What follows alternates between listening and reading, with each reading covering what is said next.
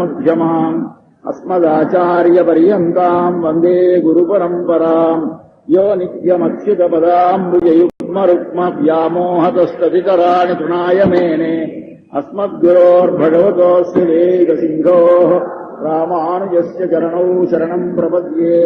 మాతాపితా యువతయస్తనయా విభూతిః సర్వం యదేవ నియమేన మదన్వయానాం ఆద్యస్య న కులపతేర్వకులాభిరామం శ్రీమత్తదంఘ్రీగళం ప్రణమామి మూర్ధనా. భూతం సరస్య మహదాప్వయభట్టనాథ శ్రీభక్తిసారకులశేఖర యోగివాహాన్ భక్తాంఘ్రిరేణుపరకాలయతీంద్రమిశ్రాన్ శ్రీమత్పరాంకుశమనిం ప్రణతోస్మి నిత్యం. వ్యాసం వసిష్ఠనప్తారం శక్తేః పౌత్రమకల్మషం పరాశరాత్మజం వందే సుఖతాతం తపోనిధిం. వ్యాసాయ విష్ణురూపాయ వ్యాసరూపాయ విష్ణవే నమో వై బ్రహ్మనిధయే వాసిష్ఠాయ నమో నమః. అవికారాయ శుద్ధాయ నిత్యాయ పరమాత్మనే సదైకరూపరూపాయ విష్ణవే సర్వజిష్ణవే. యస్య స్మరణమాత్రేణ జన్మ సంసారబంధనాత్ విముచ్యతే. నమస్తస్మై విష్ణవే ప్రభవిష్ణవే. ఓం నమో విష్ణవే ప్రభవిష్ణవే. శ్రీ శ్రీ శ్రీ త్రిదండి చిన్న శ్రీమన్నారాయణ రామానుజీయ స్వామి వారు ఈ సంవత్సరం ఉదయం సహస్రనామాన్ని వివరించవలసింది అని ఆజ్ఞాపించారు. ఇంతకుముందు సాధారణంగా తిరుమంత్రార్థం ఏవో సంప్రదాయ గ్రంథాలు చెప్పుకుంటూ ఉండేవాళ్ళం. ఈసారి స్వామి ఎందుకో సహస్రనామం చెప్పండి అని వారు ఆదేశించారు. వారి ఆదేశానుసారంగా సహస్రనామాన్ని ఈ రోజు నుంచి 13వ తేదీ వరకు విజ్ఞాపనం చేస్తారు.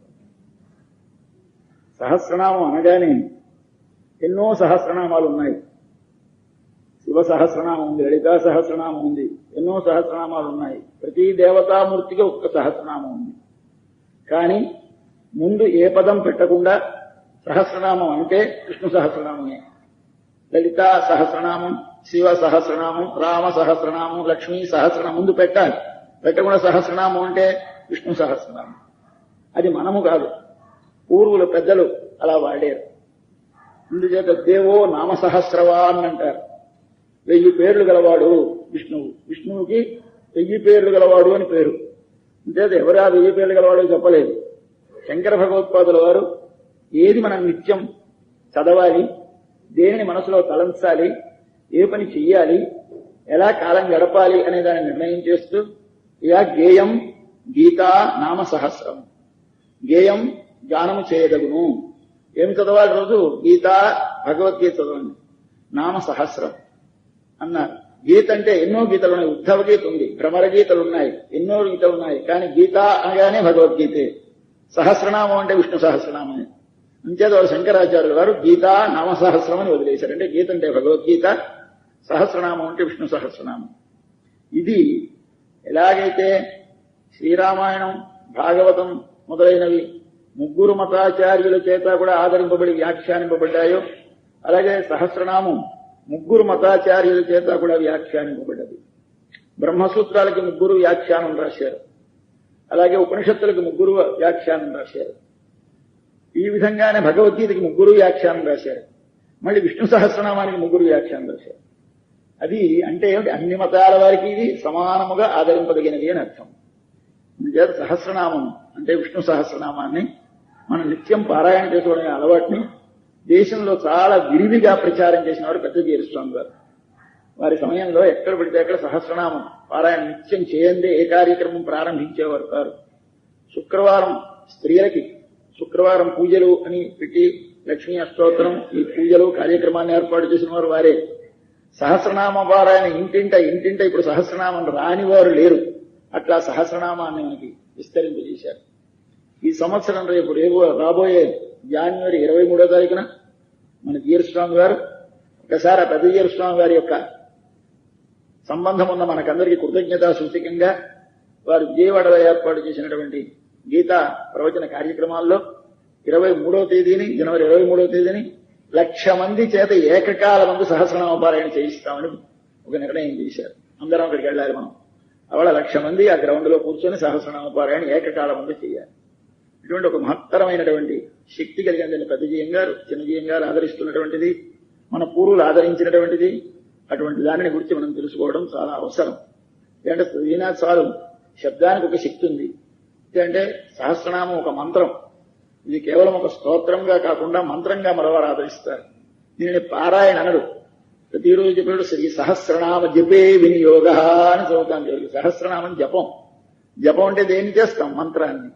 మంత్రం అంటే ఒక పవిత్రమైన ఋషిప్రోక్తమైన వారి ఆర్షముగా దర్శనము చేసిన ఒక బీజాక్షరీ సంపుటితో కూడిన ఒక అక్షర సముదాయాన్ని ఆ వరుస ప్రకారంగా ఆయా ఋషి దేవత ఛందస్సు తెలుసుకొని దానిని మనస్సులో ఆ మూర్తిని భావన చేస్తూ ఆ గుణములను భావన చేస్తూ అది ఉచ్చరిస్తే చాలు, మనకి దాని వలన ఒక దివ్యమైన శక్తి కలుగుతుంది అని మన వారి విశ్వాసం. అటువంటి శక్తి ఉన్నదేమో ఋషులు కనిపెట్టారు. అలాగే దీనికి కూడా వేదవ్యాసుల వారు దీనికి మహత్తరమైనటువంటి దివ్యశక్తి ఉన్నది అని కనిపెట్టి ఈ నామాలన్నిటినీ ఇవెక్కడివో తెలియదు, వీటినన్నిటినీ కూడా పూర్వం ఋషులందరూ చూశారట. ఋషిభి పరిగీతాన్ని తాని వక్ష్యామి భూతయే అంటారు. ఇవి నేనేం కొత్తగా కల్పించినవి కావు. ఋషులు వారు సమాధులలో ఆయా గుణములను అనుభవించినప్పుడు ఏ గుణమును భావన చేసి అనుభవిస్తే భగవానుని ఆ ఒక నామం ఒక శబ్దం లోపల నుంచి వచ్చేది వారికి. ఆ వచ్చినటువంటి శబ్దాన్ని భగవన్ నామంగా వారు నిర్దేశించారు. అంటే ఈ నామం చెప్పగానే గుణం మీ లోపల భాషించాలి. కాబట్టి నామం ఎందుకు? గుణమును అనుభవించడానికి. గుణానుభవం అనేది ఒక నది అయితే అందులో దింపేటువంటి రేవు నామం. భగవన్ నామాన్ని సాధనంగా చేసుకుని భగవద్ గుణానుభవంలోకి మనం ప్రవేశించాలి. మన జీవితం ఎందుకు? భగవద్గుణములను అనుభవించడానికి. మనసు దేనినో ఒక దానిని తలంచకుండా ఉండదు. ఇతర విషయములను తలిస్తే అంటేవి రజస్తమో గుణములు, దుష్ట వాసనలు, కర్మ వాసనలు. ఈ వాసనలని సమూలంగా నాశనం చేయాలి అంటే వాసనా నాశనం చేసుకోవడమే మానవ జీవిత పరమ ప్రయోజనం. రజస్తమస్సులను తగ్గించుకుని సత్వగుణాన్ని పెంపొందించుకోవడమే మానవ జీవిత పరమ ప్రయోజనం. ఎలా జరుగుతుంది? మనస్సు కంటిన వాసనలు క్షయించాలి, మనస్సులో ఉన్నటువంటి రజస్తమస్సులు తగ్గాలి. దానికి మనం నిత్యము మనసు స్మరించే వాటికి విరుగుడుగా టేప్ రికార్డర్ మీద ఒకటి రికార్డు చేసిన తర్వాత మళ్ళీ మరొకటి రికార్డు చేస్తే ఎలా ఎరేజ్ అయిపోతుందో అలాగే మన మనస్సులో ఎంతో కొన్ని జన్మల నుంచి అంటినటువంటి పాప వాసనలు ఒక్కసారి తొలగాలి అంటే ఒకసారి మళ్ళీ ఒక మంత్రాన్ని మనస్సు లోపల ఆవృత్తి చేయాలి. ఒక ఇనప గొట్టంలో లోపల చిలుము పడితే ఎలా నిప్పుగాని బాగా కాలి చేస్తే లోపల ఉన్నటువంటి చిలుము పోతుందో అలాగే మన శరీరం అనేటువంటి ఒక గొట్టముగా భావించి మన పెద్దలు దీని లోపల పట్టిన తుప్పు ఎలా పోతుంది అంటే ఒక మంత్రాన్ని ఉచ్చరించి ఒక మంత్రోచ్చారణం కానీ నియమపూర్వకంగా చేసినట్లయితే ఆ మంత్రము ఎలా అయితే సూర్మ్యం సుషిరామివ అంటుంది ఋగ్వేదంలో ఒక మంత్రం. సూర్మ్యం సుషిరామివ. సుషిరం అంటే కన్నముగా ఉన్నటువంటి లోపల కన్నం ఉన్నటువంటి ఒక పిల్లన గ్రోవి లాంటి వాద్యాన్ని సుషిరం అంటారు. దానికి లోపల ఏదైనా తుప్పుంటే ఏం రాపోతుంది? అగ్నిహోత్రాన్ని ప్రసరింపచేయి. మన లోపల పట్టినటువంటి తుప్పు ఎలా పోతుంది? ఒక మంత్రాన్ని లోపలికి ప్రసరింపచేయి. ఒక మంత్రాన్ని కాని మనసులో ధ్యానం చేస్తే ఆ మంత్ర ప్రభావం వల్ల నీ లోపల మనసు కంటినటువంటి బుద్ధి కంటినటువంటి వాసనలు పోతాయి. నిజమే నిత్యము గాయత్రి మంత్రం, అష్టాక్షరి మంత్రం వీటిని ఒక జపం చేస్తే నీకు లోపల ఉన్నటువంటి పాపవాసనలు క్షాళనం అవుతాయి. అట్లాంటి ఒక దివ్యమైనటువంటి మంత్రరాజ్యాన్ని ఒక మంత్రం కాకుండా మాలామంత్రం అంటారు దీనిని. సహస్రనామాన్ని మాలామంత్రం. మాలామంత్రం అంటే ఒక 1000 నామాలు వరుసగా గుచ్చి ఒక మంత్రంగా ఏర్పరిచారు. ఇందులో ఒక్కొక్కటి ఒక్కొక్క మంత్రంగా చెప్తారు. దానిని ఓం ముందు పెట్టి చతుర్థి విభక్తి పెట్టి నమః పెడితే అది ఒక మంత్రం అవుతుందని, ఒక కార్యాన్ని సాధిస్తుంది అని పరాశర భట్టారకుల వారు భగవద్గుణ దర్పణం అని రాసినటువంటి వ్యాఖ్యానంలో వివరిస్తారు. ఇదిగో ఈ నామాన్ని మీరు ఈ ఫలానికి ఉపయోగించుకోండి, ఈ నామాన్ని ఫలానికి ఉపయోగించుకోండి అని చెప్పారు. ఒక దివ్య నామ మంత్ర జపం చేయడం మనకందరికీ అలవాటైంది కనుక దానికి ఒకసారి అర్థం, దాని వైభవం మనం తెలుసుకుంటే అది మనసులో ఇంకా గాఢంగా విశ్వాసం నిలుస్తుందని స్వామి ఆజ్ఞాపించారు. వారి ఆజ్ఞానుసారంగా మీ ముందు యథాశక్తిగా ఎంతవరకు వీలైతే అంతవరకు విజ్ఞాపనం చేస్తాను. మొట్టమొదటి దీనికి వారు వ్యాఖ్యానం చేశారు. మన భట్టారకుంటే రామానుజుల వారి శిష్యులు పురత్తాళ్వారు, చాలా గొప్ప పండితులు. వారి కుమారులు పరాశర భట్టరు, వ్యాస భట్టరు అని 2 కుమారులు. ఇందులో పరాశర భట్టరు అనేటువంటి వారు మహాపండితులు. చిన్న వయస్సులో శంకర భగవత్పాదుల్లాగే 30 ఏళ్లకు వారు అవతారం సాధించేశారు, ప్రముఖించారు. ఆ లోపల వారు చేసినటువంటి మహత్తరమైన కార్యాలు ఇన్ని అన్నీ కావు. అటువంటి మహాపండితులు సాధించాలి అంటే ఒక అద్దాన్ని మీకు ఇస్తున్నాను, ఇది మీ చేత పుచ్చుకోండి, మీ మనసులో ఈ అర్థాలు భావించండి, భావిస్తే మీకు ఆ నామం ఒక్కసారి లోపల భగవంతుని యొక్క గుణములతో ప్రకాశిస్తుంది అని వారు మనకి భగవద్గుణ దర్పణం అని ఒక వ్యాఖ్యానం ఇచ్చారు. ఆ వ్యాఖ్యానాన్ని అనుసరించి మనం అక్కడేమిటి అన్ని చదువుదాం, సాధ్యమైనంత వరకు ఎన్నైతే అన్ని 1000 నామాలు అనుసంధానం చేసుకుంది ప్రయత్నం చేద్దాం. అయితే ముందుగా వారు ప్రారంభిస్తూ సహస్రనామం ఎందుకు చదవాలి ఇంకా 6 కారణాలు చెప్పారు. ఆ 6 కారణాల్లో వారు మొట్టమొదటి చెప్పినటువంటి కారణం, దీనికి మహాభారత సారత్వాత్ అని ఒక కారణం. మహాభారత సారము కనుక చదవండి అన్నారు. ఏమిటి మహాభారతం గొప్ప అంటే, వ్యాసుల వారు మన వాంగ్మయంలో మహోపకారం చేసినటువంటి మహాపురుషుడు. వారిని స్మరిస్తే మనం వారికి చేసినటువంటి వారు మనకు చేసిన ఉపకారానికి రుణం తీర్చుకున్నట్టు అవుతుందని ఒకసారి వారిని స్మరించారు. వారు రాసినటువంటి మహాభారతంలో లేనిది ఎక్కడా లేదని, మరొక చోట ఉన్నది ఎక్కడున్నా మీకు మహాభారతంలో ఉన్నదని, ఎన్నేహాస్తి నతత్వచితి, ఇక్కడ లేనిది మరో చోట ఎక్కడా లేదు. యదిహాత్ర తదన్యత్ర, ఇక్కడ ఉన్నదే మరో చోట ఉన్నది. అట్లా లోకంలో ఉన్నటువంటి సమస్త విషయాలను సేకరించి, ముందు వేదములు కలిసిపోయి ఉండేవి. 4 వేదాలు కలిసి ఒకటిగా ఉంటే మనం అల్పమతులమైనటువంటి కలికాలంలో మనము విడదీసుకుని చదువుకోలేమని వాటిని విడదీసి, నాయన ఇదిగో ఇది యజ్ఞాల్లో ఉపయోగించండి, హోమాలు చేయడానికి మంత్రాల కింద, ఇదిగో దీనిని ఎలా హోమం చేయాలో ప్రక్రియగా తెలుసుకోండి, దీనిని బ్రాహ్మణం అంటాం, దీనిని మంత్రం అంటాం, ఇదిగో ఈ ఋగ్వేదం ఉన్నది, దీనిని ఛందస్సుతోటి చాలా జాగ్రత్తగా అనుసంధానం చేసుకోండి దేవతలని స్తోత్రం చేయడానికి, ఆ సమయంలో గానం చేయడానికి దానినే గానంతో సామవేదముగా చదువుకోండి అని మనకి ఋగ్వేదం, యజుర్వేదం, సామవేదం అని వేదములను విభాగం చేశారు. కనుక ఆయన పేరు వ్యాసుల వారు అయినారు. వ్యాస అంటే విడదీసిన వారు అని అర్థం. అనలైజ్ చేయడానికి మీకు వ్యాస అంటారు. సమాస అంటే సింథసిస్, అందుకు కలిపేస్తే దాని పేరు సమాసం అంటారు, విడదీస్తే వ్యాసం అంటారు. ఆయన ఏం చేశారు, విడదీశారు వేదాలని. కనుక ఆయన పేరు వ్యాసుల వారు అయినారు. కానీ ఆయన పేరు అసలు పేరు బాదరాయణుడు. బాదరాయణుడు అనేటువంటి పేరు కలిగినటువంటి పరాశరుల యొక్క పుత్రులైనటువంటి వారు. కనుక ఆయన ఎంత గొప్పవారు ఆయన అంటే మనకి చెప్పి, వ్యాసం వశిష్ఠనప్తారం శక్తి పౌత్రం అకల్మషం పరాశరాత్మజం వందే సుఖతాతం కపోనిధిం. ఆయన 3 తరాలు పైని 1 తరం కింద దాకా ఆయన గొప్పవాడే వాళ్ళ వంశంలో. 3 తరాలు గొప్పవాడు ఉండడమే చాలా గొప్ప. ఈయనకో వీరి ముత్తాత గారు అంటే వీరి తాతగారి తండ్రి గారు ఆయన ఎవరండి అంటే వశిష్ఠుట. ఆ వశిష్ఠుడు అంటే ఎంత గొప్పవాడు ఆయన నోటితోటి నువ్వు బ్రహ్మర్షి అంటే కానీ విశ్వామిత్రుడు ఎన్ని తపస్సులు చేసినా సాక్షాత్తు బ్రహ్మగారే వచ్చి నువ్వు బ్రహ్మర్షి అన్నా కుదరలేదు. ఆయన వచ్చి నువ్వు బ్రహ్మర్షి అంటే బ్రహ్మర్షి అయినాడు. వెంటనే ఆయనకు వేదములన్నీ భాషించాయి. ఇంచేత ఒక వాక్కు చేత ఒక క్షత్రియుణ్ణి తపస్సు చేసిన, బ్రహ్మానుగ్రహం కలిగిన, బ్రహ్మర్షిని చేయగలిగినటువంటి మహత్తరమైన దివ్యశక్తి కలిగినటువంటి వారు వశిష్ఠులు. కనుక వశిష్ఠ నప్తారం, వశిష్ఠులకి నప్త అంటే ముని మనవడు. శక్తే పౌత్రం, ఆయన కుమారుడు శక్తి. ఆ శక్తి అనే ఆయన కూడా చాలా గొప్ప ఋషి, ఆయన మనవడు. అంతేకాదు పరాశరాత్మజం, వశిష్ఠుడు పులస్త్యుడు అనేటువంటి మహర్షుల యొక్క అనుగ్రహం చేత తాను సమస్తమును దర్శించి సాక్షాత్కరించుకొని వాటిని భగవద్ అనుగ్రహం చేత విష్ణు పురాణమని మనకు అందించినటువంటి మహాపురుషులు పరాశరుల వారు. ఆ పరాశరుల వారి యొక్క పరాశరుని యొక్క కుమారుడు మన వ్యాసుల వారు. పరాశరుడికి సత్యవతికి జన్మించినటువంటి వారు మన వ్యాసుల వారు. తర్వాత ఈయనతో వంశం కొంతమంది గొప్పవాళ్ళు పుడతారు, మరి తర్వాత వంశంలో గొప్పవాడు ఉండడు. ఈయనకు సుఖతాతం, ఈయనకంటే గొప్పవాడైన శుకుడు ఈయన కొడుకు.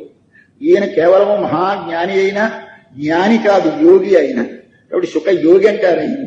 ఆ యోగి అంటే ఆయన సంతతము భగవత్ అనుసంధానంలోనే నిలిచి ఉండి మనస్సు ఇతర విషయముల మీద ప్రసరించక, తాను ఏమి చేస్తున్నానో ఎలా ఉన్నానో తెలియక, లోకంలో ఏ వస్తువు చూసినా ఇది నాకు అనుభవింపదగినది అనే బుద్ధి లేక, ఆయన అరణ్యంలో నగ్నముగా 16 ఏళ్ల వయస్సులో వెళ్ళిపోతూ ఉంటే అప్సరస్త్రీలు స్నానం చేస్తూ నగ్నలుగా ఉండి వచ్చి ఆయన చూస్తూ నిలబడ్డారట. వెనకాలే దాసుల వారు వస్తూ ఉంటే వారందరూ వస్త్రధారణం చేస్తున్నారట. ఈయన ఆశ్చర్యపడ్డాడు, ఏమిటిది 16 ఏళ్ల వాడు వెళుతూ ఉంటే వస్త్రాలు ధరించడం మానేసి నిలబడ్డారు సిగ్గు లేకుండా. నేను వస్తూ ఉంటే బట్టలు ధరిస్తున్నారు ముసలివాడిని అనుకుని అడిగారు, ఏమమ్మా ఇదని. అందుకే ధరిస్తున్నాం, నీకు మేము బట్టలు లేని వారము బట్టలు ధరించేమనే విషయం తెలిసింది. ఆయనకు వృక్షాలకి మాకు భేదం తెలియదు, ఏది చూడదగినది ఏది చూడదు, ఆయన చూస్తున్నది ఎప్పుడు ఒకటే. ఆయన లోపల ఉండేట్టు భగవద్ దర్శనమే చేస్తూ ఉంటాడు. కనుక ఆయన యోగి. అటువంటి యోగి మనకి భాగవత మహాపురాణాన్ని తండ్రి దగ్గర అధ్యయనం చేసి మనకు అందించిన మహాపురుషుడు ఆయన. అటువంటి శుకుల వారికి తండ్రి ఈయన. ఈయన గొప్పదని వ్యాసం వశిష్ఠ నప్తారం శక్తే పౌత్రం అకల్మషం, ఏమి కల్మషం అంటే ఏ దోషములు అంటనటువంటి వాడు. పరాశరాత్మజం వందే సుగతాతం తపోనిధిం అని ముందుగా ఆయన ఒక్కసారి స్మరించాలి. ఆయన రాసినటువంటి మహాభారతం అంతా మనం చదవలేమని, భారతంలోకి 2 ఉన్నాయి కనుక భారతం గొప్పదైంది. ఏమిటి 2 ఉన్నాయి? ఒకటి భగవద్గీత, 2 సహస్రనామం. ఈ 2 ఉన్నాయి కనుక, అంటే సహస్రనామం ఉన్నది కనుక భారతం గొప్పది, అలాగే భగవద్గీత ఉన్నది కనుక భారతం గొప్పది. ఈ రెండింటినీ వ్యాసుల వారు తమ భారతంలో చేర్చారు. అంచేత మహాభారతం మనకు అంతకీ సారభూతమైనదిట విష్ణు సహస్రనామం. తర్వాత రెండవది ఋషిభి పరిగానత, రెండో కారణం. ఈ నామాలు ఎవరో ఒకరు కల్పించినవి కావు, ద్రష్టలైన ఋషులు. ద్రష్టలంటే చూచిన వారు, సీయర్స్ అంటారు ఇంగ్లీషులో. చూశారు. ఏమిటి చూశారు? ఒక్కొక్క గుణంతో భగవంతుడిని చూశారు. చూసి ఓహో విశ్వం ఒక ఋషి గారు అన్నారు, విష్ణు మరో ఋషి గారు అన్నారు, వషట్కార మరొక ఋషి గారు. ఇలా ఒక్కొక్క ఋషి ఆయన ఒక్కొక్క గుణాన్ని చూచి ఆ గుణమును అనుభవించిన అనుభవం లోపల ఇమడక, లోపల కలిగినటువంటి ఆనందముతోటి ఒక్కసారి లోపల అనుభవం నిండితే, ఆ ఆనందము పొంగితే, పొంగినది మాట అయి వెలుపలికి వస్తే ఆయా స్థానములలో వెలువడి వచ్చింది కనుక ఆ నామాన్ని ఉచ్చరిస్తే మళ్లీ వారు ఏ గుణానుభవం పొందారో ఆ గుణానుభవం మనకు కలుగుతుంది. కాబట్టి మంత్రానికి ఉన్న శక్తి ఏమిటి అంటే, వారు అనుభవించినటువంటి ఋషులు దర్శించినది కనుక మనం మళ్లీ అనుభవిస్తే దాని యొక్క శక్తి మనకు ఉంటుంది కనుక ఈ ఋషులు గానం చేశారు. మూడవ కారణం వేదాచార్య సమాహారాత్. వేదాచార్యులు అంటే వ్యాసుల వారు. వేదాన్ని మనకు లోకానికి అందించిన వారు వ్యాసుల వారు కనుక ఆయన వీటంటే కూర్చారు. ఇవి ఎలా వచ్చాయి? ఋషులు ఎప్పుడో ఎవరో అనేశారు, ఒక్కొక్కరు అన్నారు. వ్యాసుల వారు, వశిష్ఠుల వారు, ఎవరు అందరూ అంటూ ఉంటే ఆ నామాలన్నీ ఆయన సంగ్రహించుకొని అవన్నీ కూర్చి ఒక స్తోత్రముగా ఒకచోట చేర్చాడు. కాబట్టి చేర్చినటువంటి కంపైల్ చేసిన వారు ఎవరు? మన వ్యాసుల వారు. కాబట్టి వేదాచార్య సమాహారాత్, వేదాచార్య వ్యాసుల వారు వీటంటే ఒక చోట చేర్చారు కనుక మూడవది అయింది. నాలుగవది కారణం ఏమిటి దీని గొప్పతనం? అసలు లోకంలో అంత మహాపురుషుడు లేడు భీష్ముల వారు. ఆయన లాంటి నిష్ఠ ఎవరికీ ఉండదు, అంత త్యాగము ఎవరికీ ఉండదు, అంత ధర్మ నిబద్ధత ఎవరికీ ఉండదు. అటువంటి మహాపురుషుడు కౌరవ పక్షంలో ఉండి యుద్ధం చేసి, కౌరవ యొక్క పార్టీ అధర్మమైనటువంటి పార్టీలో ఉండి ఆయన కృష్ణ భగవానుని తలుస్తూ అంపశయ్య మీద పడుకున్నాడు. కొనుకొని ఒళ్లంతా ముళ్లతోటి గుచ్చుకుంటున్నట్టు నొప్పెడుతూ ఉంటే తనకి ముళ్ల మీద ఉన్నాననే ధ్యానం లేకుండా భగవాను ఎలా ధ్యానం చేస్తూ ఉండిపోతే, ఆహా ఏష బ్రహ్మ ప్రవిష్టోస్మి గ్రీష్మే శీతమివహృతమని, వేసవి కాలంలో చల్లని మడుగులో చొచ్చినట్టుంది నాకిప్పుడు అని ఆయన హాయిగా పడుకున్నాడు. ఈయన తలుస్తున్నాడని తెలుసుకుని ఆయన పరిగెత్తుకొచ్చాడు. అదిగొదిగో నన్ను తలుస్తున్నాడు, మాన్ ఛాయతి, నన్ను ధ్యానం చేస్తున్నాడు. తద్గతం మే మనః, వాటిని ఆయన మీద గడిపోయింది నా మనస్సు. నేను ఇక్కడ ఉండలేను ధర్మరాజా, నేను వెళతానంటే సరే ధర్మరాజు గారిని కూడా వెంట పట్టుకుని వచ్చి ఆయన దగ్గర కూర్చోబెట్టి అన్నీ అడిగాడు. అడిగితే ఆయనకి చెప్పాడు. అంతకుముందు ఈ విషయం తెలిసినటువంటి వైశంపాయనుల వారు జనమేజయుల వారికి చెప్పారు. ఆ వైశంపాయనుల వారు తండ్రి వ్యాసుల వారి విల్ల విని దాన్ని జనమేజయులకు చెబుతూ ఈ వైశంపాయనుడు అడిగిన దానిలో అడిగాడయ్యా, నీకు అన్ని ఎన్నో ధర్మాలు చెప్పావు. ఆయనకు అంతకుముందు ధర్మాలన్నీ చెప్పాడు. శాంతిపురంలో, అనుశాసనపురంలో ఎన్నో ధర్మాలు చెప్పాడు. చెప్పిన తర్వాత అన్నీ చెప్పావు, కానీ ఇన్ని ధర్మాలకు అసలు నీకు ఇష్టమైన ధర్మం ఏది అని అడుగుతాడు ఇప్పుడు ఈ విష్ణు సహస్రనామంలో. అంటే ఎందుకు ఆ ప్రశ్న? మనం పెద్దలు ఎవరైనా మీరు విశ్వసించి మీకు పరిపూర్ణమైన విశ్వాసం ఎవరైంది ఉండేది, వారు ఏది మనకు శ్రేయస్సాధమని వారు ఆచరిస్తారో దాన్ని మనం ఆలోచించాలి. ఉపదేశించింది కాదు, అయ్యా వారు ఏది ఆచరిస్తున్నారో చూడాలి, చూసి దాన్ని మనం కూడా ఆచరించాలి. అంటే మన పూర్వులందరూ దేనిని ఆచరిస్తే దాన్ని ఆచరించాలి కనుక ఇది ఎవరే అండి? ఏది నీ ధర్మాల్లో ఇష్టమైనది? ఏషమే సర్వధర్మాణం ధర్మ అధిగతమో మత అంటాడు ఆయన భీష్ముల వారు. అన్ని ధర్మాల్లోకి నాకు చాలా ఉత్తమమైన ధర్మం, నాకు చాలా ఇష్టమైనటువంటి ధర్మం ఇది. ఏమిటయ్యా అంటే యద్భక్త్యా పుండరీకాక్షం స్తవై అర్చేత్ నరః సదా.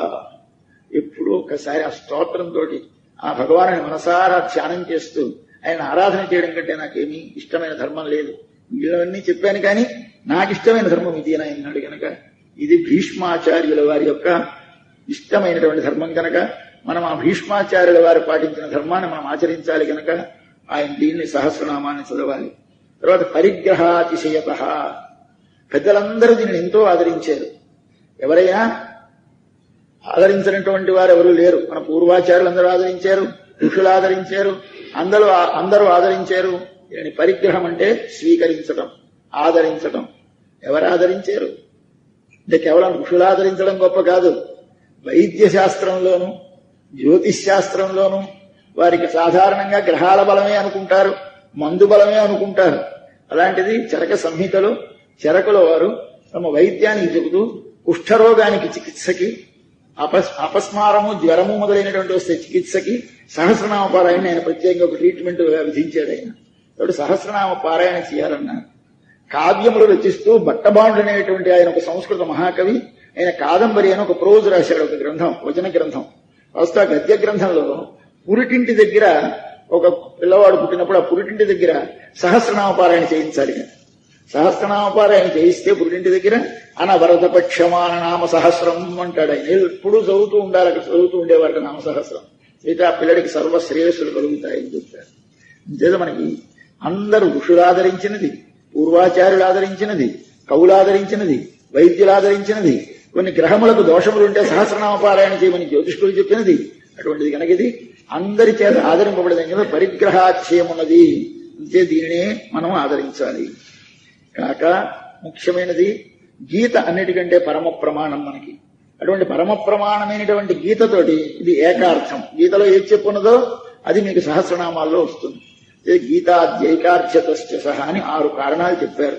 ఒక కారణం మొదటిది మహాభారతానికి సారం గనక, రెండవది ఋషులు గానము చేసిన నామములు కనుక, మూడవది వేదవ్యాసుల వారు వాటన్నింటినీ ఒకచోట చేర్చారు కనుక, నాలుగవది భీష్ముల వారికి చాలా ఇష్టమైన ధర్మము కనుక, ఐదవది పరిగ్రహం అనగా పెద్దలు ఋషులు ఆచార్యులు వైద్యులు జ్యోతిష్కులు అందరూ ఆదరించారు కనుక, 6 గీతతోటి సమానమైన అర్థమును ప్రతిపాదిస్తోంది కనుక సహస్రనామమును అందరూ చదవవలసింది అని మన పెద్దలు ఒక నియమాన్ని చేశారు.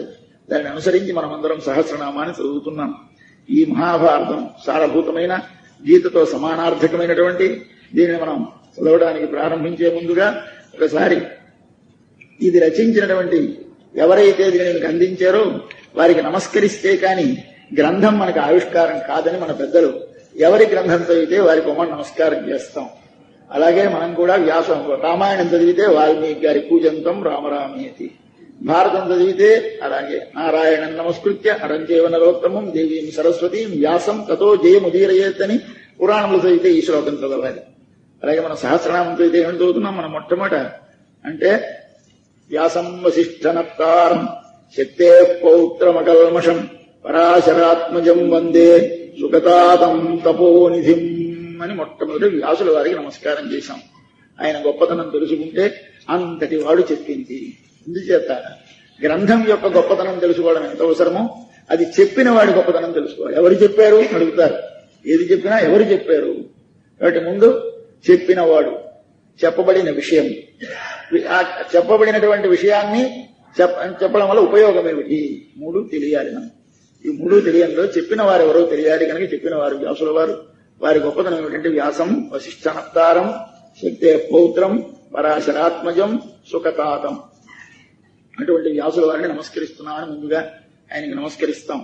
నమస్కరించిన తర్వాత దీనిలో ప్రతిపాదింపబడిన వారెవరు, విష్ణు సహస్రనామంలో ఎవరిని గురించి చెప్తోంది సహస్రనామం అంటే విష్ణువుని గురించి చెప్తుంది. ఏం విష్ణువుని గురించి చెప్పడం ఏమిటి, సహస్రనామాలంటే విష్ణువేనా, ఆయనవే. ఎందుచేత ఇందులో నామాలు అంటే అందరి నామాలు ఉంటాయి. దీనిలో సర్వశర్వశివస్థానుర్భూతాదిర్నిధిరవ్యయ రుద్రో బహుశిరాభృర్విషయో నిశుచిశ్రవ రుద్రనామం. అంతేకాదు లక్ష్మీ సువీరో రుచిరాంగ లక్ష్మీనామం ఉంది. మరి ఇన్ని నామాలుంటే అందరి దేవతల పేర్లు ఉన్నట్టున్నాయి. స్కంద స్కందధరో ధుర్యో స్కంద ఉంది అంటే కుమారస్వామి. అదిగో రుద్రుడి పేరుందండి, కుమారస్వామి పేరుందండి, ఉండని ఉంటూనే. అంతేకాదు సన్ననివాడు లావువాడు పేరున్నాయి. పురుష స్థూల, పురుష అంటే సన్ననివాడు, స్థూల అంటే లావుపాటివాడు ఉన్నది.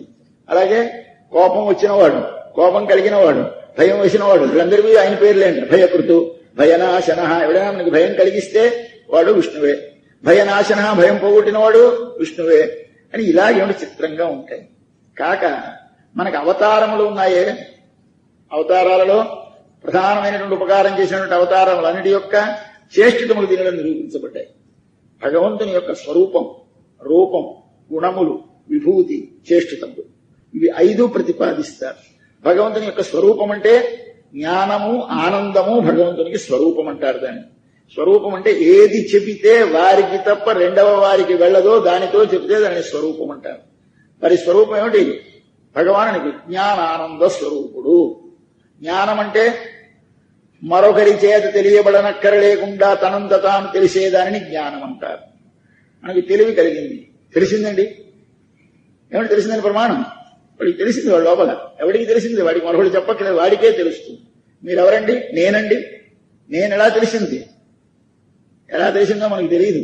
నేనంటాం, ఎలా తెలిసింది? ఎవడో అడగరు. ఆహా నువ్వా అంటారు వదలవాడు. ఇక తనంత తాను తెలుస్తుంది లోపలుండే ఆత్మ, తనంత తాను తెలుస్తుంది పరమాత్మ. కాబట్టి పరమాత్మకి లక్షణం ఏమిటి? జ్ఞానము. జ్ఞానం అనగా దీపము వంటిది అని మనవారు అందుకోసం దీపాన్ని చెప్తారు. దీపం జ్ఞానం లాంటివి కావు. దీపం అన్నది అచేతనం. జ్ఞానమైన భగవానుడు చైతన్యము కలిగినటువంటి మహాపురుషుడు.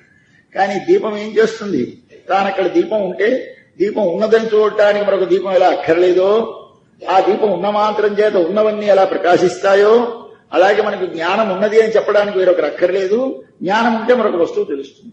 కాబట్టి జ్ఞానము దీపము సమానమని చెప్పారు.